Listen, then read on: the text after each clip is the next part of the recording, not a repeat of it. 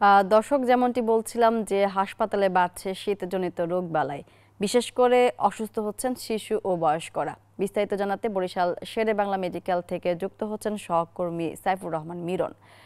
মিরন, বরিশালের হাসপাতালে শীতজনিত রোগীর সংখ্যা কেমন দেখছেন, কী পরামর্শ দিচ্ছেন চিকিৎসক?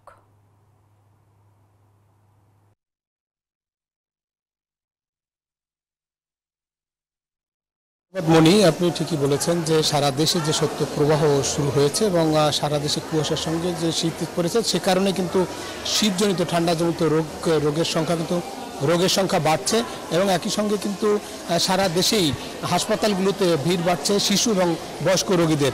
আমরা আছি বরিশাল শেরেবাংলা মেডিকেল কলেজ হাসপাতালে। এই হাসপাতালে আমরা যেমন আন্তঃবিভাগে আমরা লক্ষ্য করছি যে শিশুদের নানান রকম উপসর্গ নিয়ে কিন্তু অভিভাবকরা এসেছেন এবং তাদের অনেকেরই জ্বর, সর্দি, কাশি, নিউমোনিয়া এবং টাইফয়েড নিয়ে অনেকে এসেছেন চিকিৎসকের কাছে।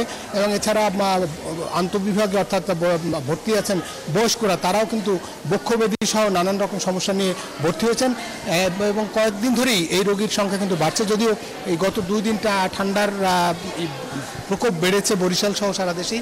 এবং হাসপাতালের চিকিৎসকদের সঙ্গে আমরা কথা বলেছি, তারা যেমনটা বলেছেন যে এই সময়টা ঠান্ডা যেহেতু আপনার বাড়ছে, সেই কারণে শিশুদের জন্য বাড়তি নজর দেওয়ার পরামর্শ দিয়েছেন এবং কখনো এই ঠান্ডার মধ্যে শিশুদের বাইরে বের না করার পরামর্শ দিয়েছেন এবং একই সঙ্গে বয়স্ক যারা আছে তাদেরকেও বিশেষ নজর দেওয়ার কথা বলেছেন।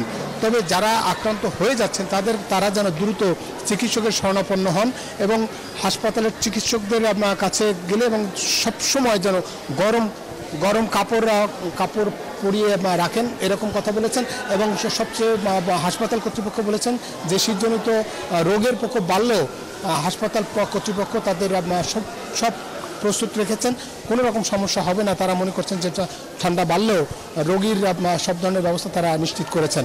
এই ছিল বরিশাল থেকে ঠান্ডাজনিত রোগের সবশেষ তথ্য। ফিরছি স্টুডিওতে। মনি, ধন্যবাদ।